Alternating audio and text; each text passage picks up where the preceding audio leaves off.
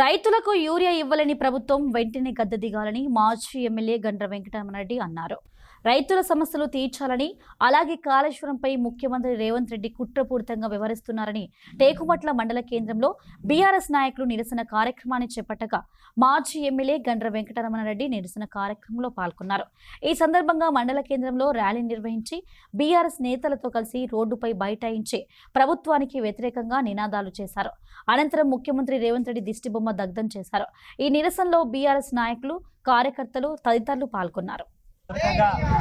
తీవ్రమైనటువంటి ఇబ్బందులు పడుతున్న ఈ ప్రభుత్వం ప్రేక్షక పాత్ర వహిస్తున్న తప్ప రైతులకు యూరియా అందించాలి, రైతులను ఆదుకోవాలి, రైతులకు మనోధైర్యం ఇవ్వాలనేటువంటి పద్ధతిని ఆలోచించకుండా నిర్లక్ష్య ధోరణిని అవలంబిస్తున్న సందర్భంగా బీఆర్ఎస్ పార్టీ ఈ ప్రభుత్వం చేస్తున్నటువంటి రైతుల వ్యతిరేక విధానాలకు నిరసనగా ఈరోజు రాస్తారోకో నిర్వహించడం జరిగింది, నిరసన దీక్ష తెలియజేయడం జరిగింది.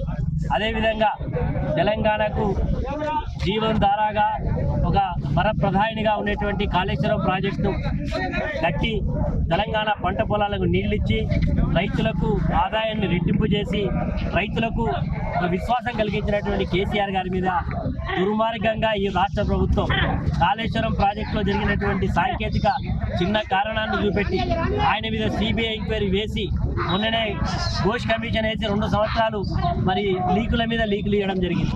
మళ్ళీ ఈరోజు శాసనసభ పెట్టి రైతుల సమస్య చర్చించకుండా అకాల వర్షాలకు రైతులు మునిగినటువంటి పంట పొలాల గురించి మాట్లాడకుండా కేవలం రాజకీయ ప్రయోజనాల కొరకు కేసీఆర్ గారి మీద సిబిఐ కేసులు వేయడం ఈరోజు బీఆర్ఎస్ పార్టీ శ్రేణులు ప్రజలందరూ కూడా దీన్ని తీవ్రంగా ఖండిస్తున్నారు. ఇచ్చిన ఎన్నికల వాగ్దానం అమలు చేయలేనటువంటి చాతగాని ప్రభుత్వం ఈరోజు ఈ రకంగా కాలయాపన చేస్తున్నది. కాబట్టి వీటన్నిటిని నిరసిస్తూ ఈరోజు మేము రోడ్డెక్కడం జరిగింది.